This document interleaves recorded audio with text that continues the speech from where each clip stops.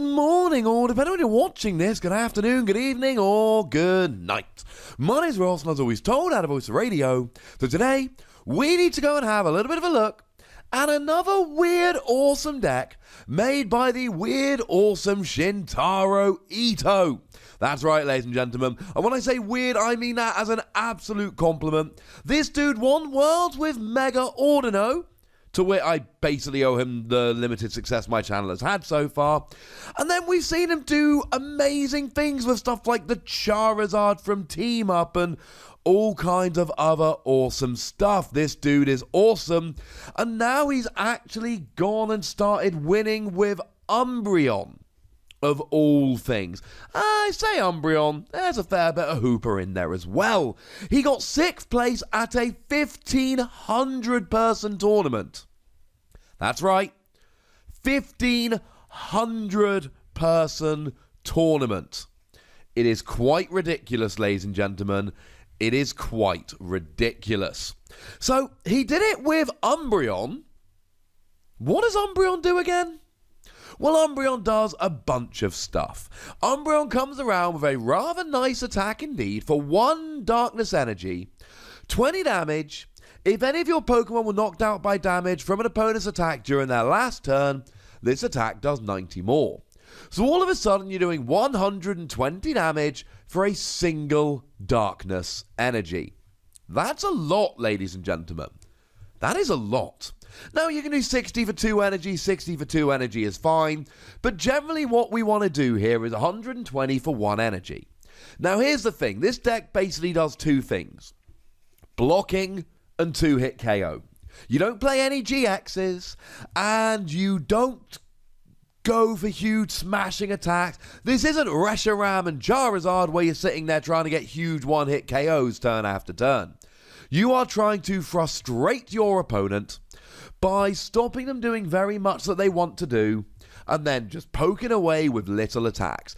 No, 120 damage isn't huge, but for a single energy on what is essentially a basic Pokemon, more on that in a minute, this is alright. This is not too bad. I mean, this deck doesn't even play Choice Band.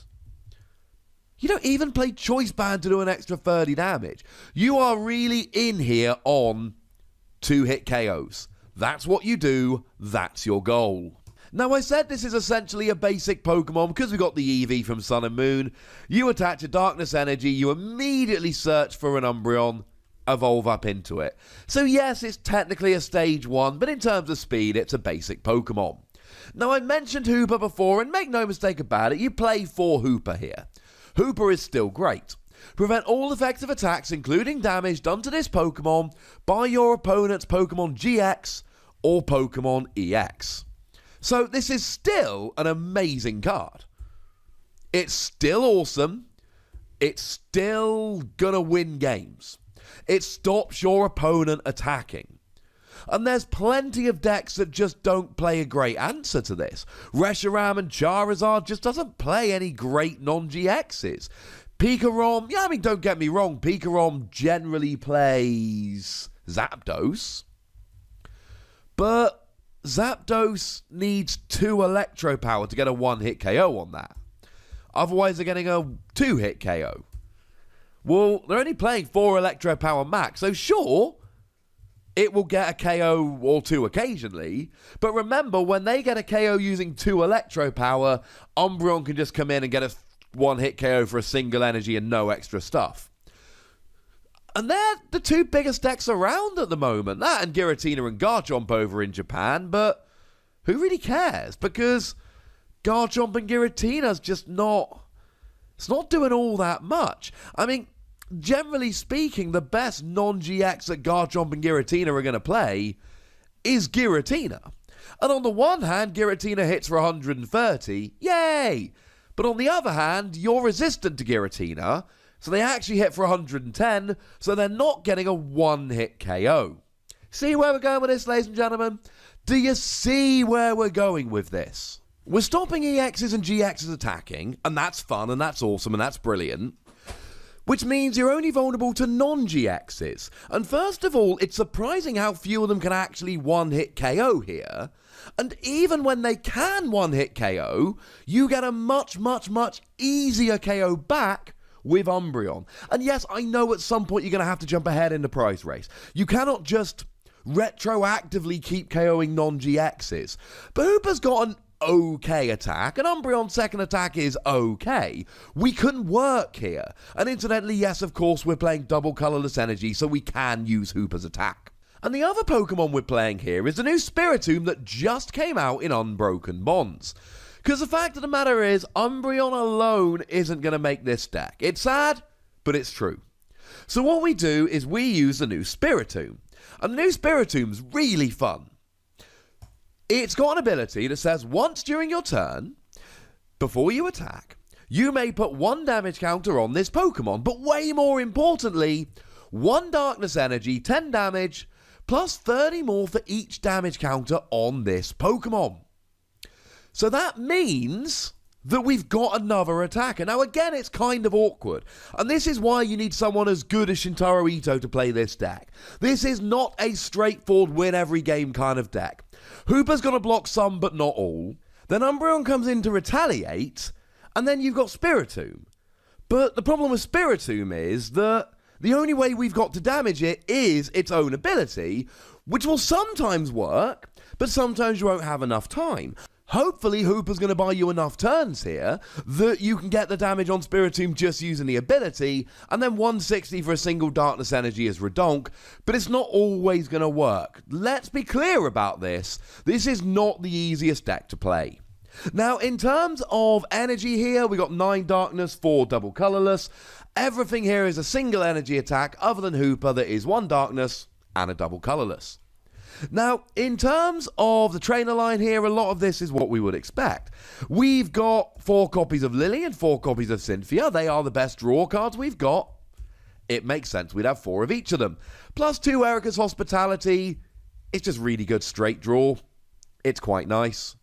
And then, of course, we got 4 Pokégear 3.0, which can help you to just search out those trainer cards, those supporter cards. Here's the thing, though. You need Guzma here. We're playing 4 Guzma and 4 Pokégear 3.0. And really, this is here because you need Guzma.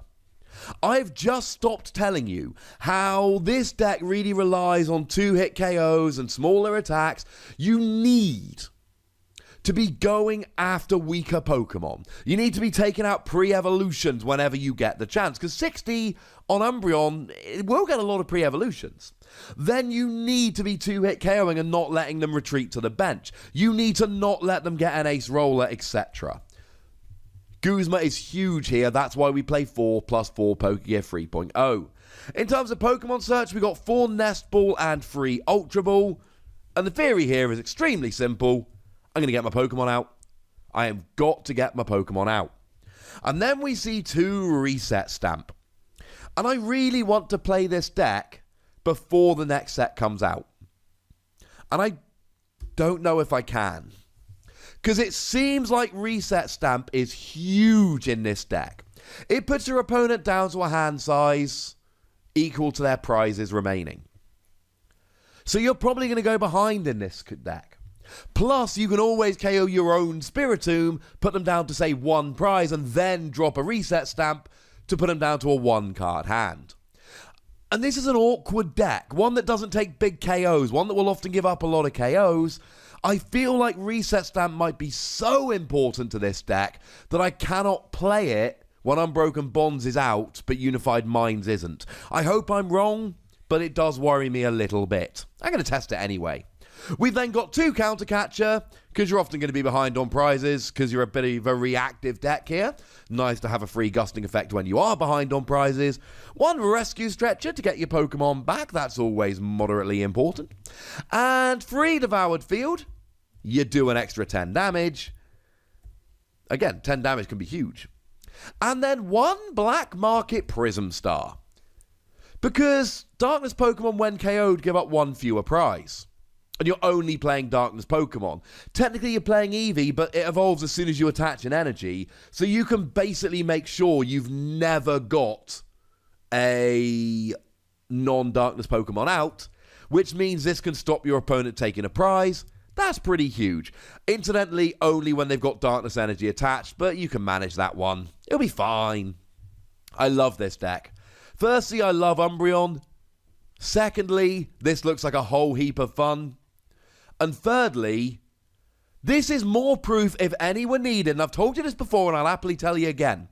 Shintaro Ito sees the game differently to the rest of us, and he keeps winning with these super weird decks, and I absolutely love it. He's always in the top cut of these giant tournaments over in Japan, and every time I look at his deck, I go, how? How does that even work? Plus, I'm a huge Umbreon fan. That dude rocks. All right, ladies and gentlemen. That's what I think about this deck, but I would like to know what you think about this deck. So please do let me know in the comment section. Go nuts, be nice. And then make sure you like this video, subscribe to this channel, follow me on Twitter at TheWassy, and Twitch for some live action at twitch.tv/PTCGRadio.